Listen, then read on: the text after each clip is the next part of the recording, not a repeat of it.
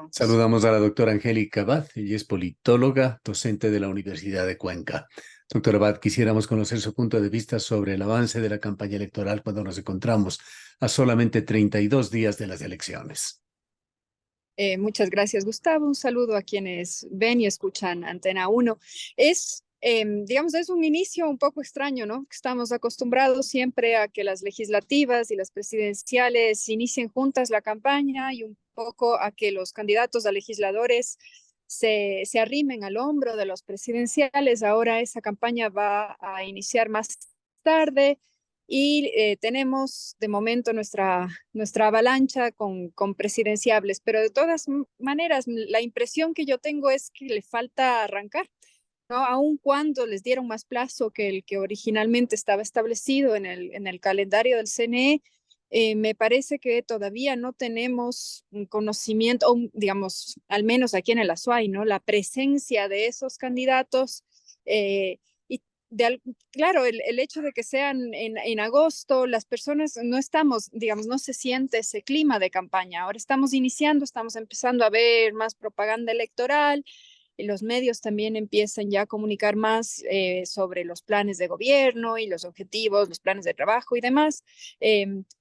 Pero, digamos, sumado a esa especie de silencio en el que todavía tenemos, como que no arranca la campaña, tenemos la indecisión, ¿no? De las personas. Muchas personas me han preguntado, ¿y por quién vas a votar? Digo, no tengo idea, y ustedes, y nadie sabe realmente por quién votar en estas elecciones, ¿no? ¿Y Entonces, ha ese es un... podido revisar algo de las encuestas para ir vislumbrando cómo se perfila? A ver, las encuestas nos dicen algo de lo cual sí teníamos certeza, que era el tema de la fortaleza electoral que tiene el movimiento correísta, ¿no? Y entonces aparecen en todas, Luisa González con Andrés Arauz a la cabeza con una distancia bastante importante del resto de candidatos. Ahí están peleándose algunas del segundo lugar entre Sonnenholzner y Villavicencio, parece que también va subiendo Hervás. Pero lo más importante es esa fortaleza del correísmo en donde hay una distancia importante que es muy difícil de remontar eh, para el resto de candidatos. Según cómo se le vea, piensa que tiene la oportunidad Luisa González o hay ese riesgo de que pueda ganar en una primera vuelta. Bueno, los correístas quieren eso, pero yo en eso soy un poco más escéptica, ¿no? Y el correísmo tiene un tope y eso lo ha demostrado de forma reiterada en todas las elecciones, ¿no? Aunque no se vendieron como los grandes ganadores de las seccionales de febrero, esos grandes ganadores no tuvieron más del 25% de los votos en la mayor parte de casos. Entonces tienen ese tope que oscila, ¿no? Entre el 20 y el 26% del voto duro. Y entonces lograr, ¿no?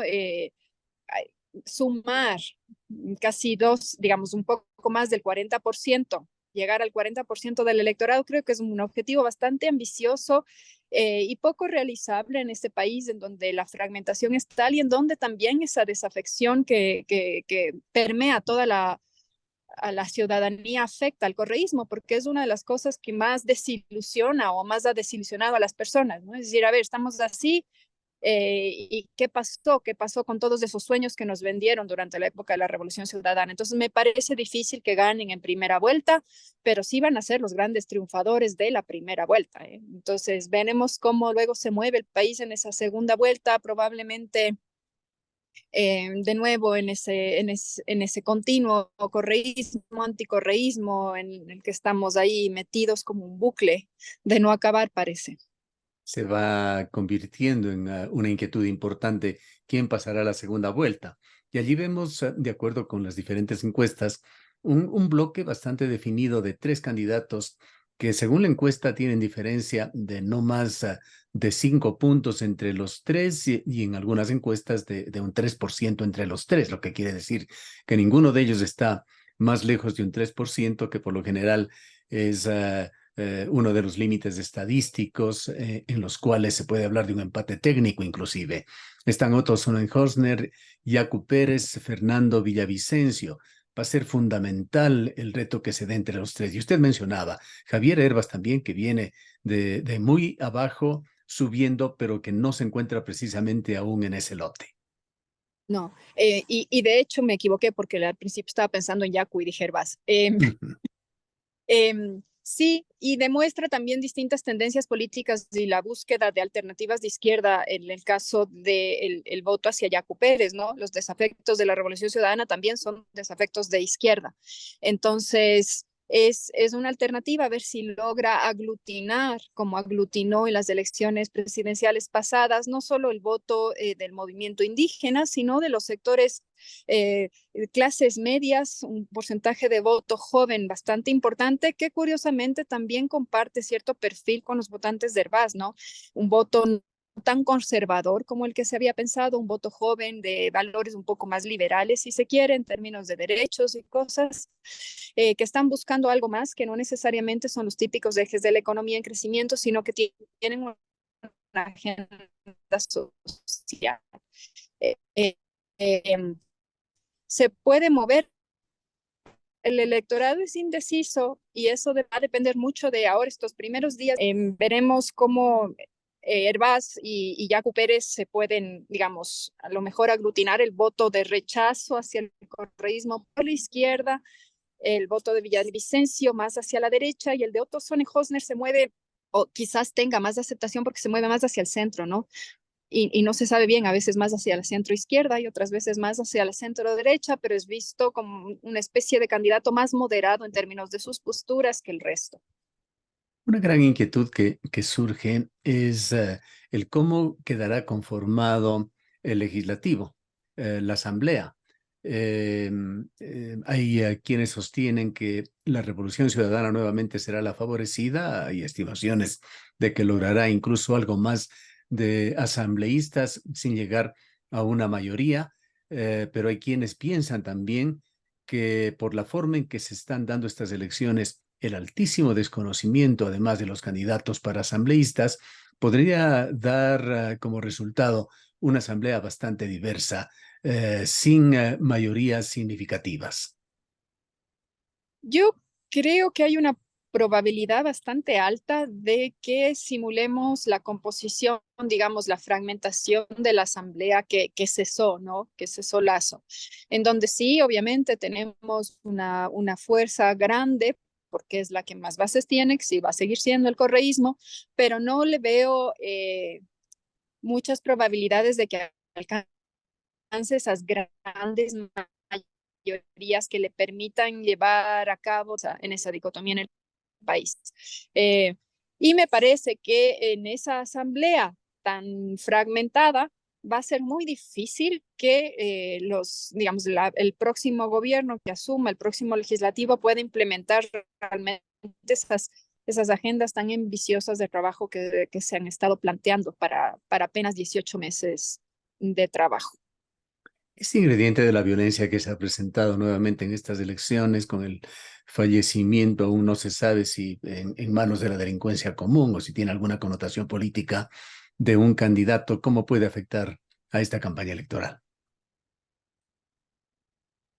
Yo creo que afecta bastante porque, digamos, más a la costa que a la sierra, ¿no? Cuando vemos todas estas noticias de violencia política, ya, si se le puede ya identificar como tal, independientemente de por quién haya sido. El hecho de que candidatos en Esmeraldas, en Manabí, en Guayas, eh, se vean involucrados o tengan que andar con escolta o el CNE se vea obligado a ofrecer a los candidatos presidenciales seguridad y cuestiones de esas, sabemos que estamos ante un problema gravísimo y yo creo que la ciudadanía percibe, vamos a ver si es así, y al menos de lo que sabemos de los planes de gobierno, percibimos que los candidatos no están realmente abordando esto de una forma en la que se pueda solucionar, ¿no? Como todavía tenemos soluciones parches, cosas que no se logran entender muy bien cómo arreglarían el problema, y en medio de esto cruzado por ese, digamos, un miedo que uno tiene de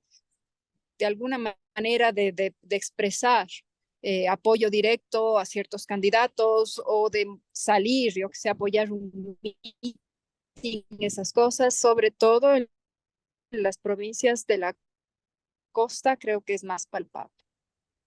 Eh, Veamos rápidamente también un vistazo a lo que es la campaña por la consulta popular. Son en realidad dos consultas populares, una local, Cantón Quito, la otra nacional por el Yasuní. Allí hemos visto calificados aproximadamente 10 actores políticos, pero quienes están actuando son muchos más que no buscaron calificarse, pero que están actuando. Hablo de varios portavoces del gobierno, está allí Petroecuador, están las compañías mineras, las cámaras propugnando por el no en una campaña bastante fuerte de relaciones públicas, sobre todo. Y hay también algunos actores, entre ellos Yasunidos, por supuesto, que están pregonando por el sí. ¿Qué visión tiene usted sobre cómo marcha este tema del Yasuní, además de la importancia que pueda tener para nuestro país? A ver, yo creo que en términos de la campaña, me parece que está siendo más eficiente la campaña por el no.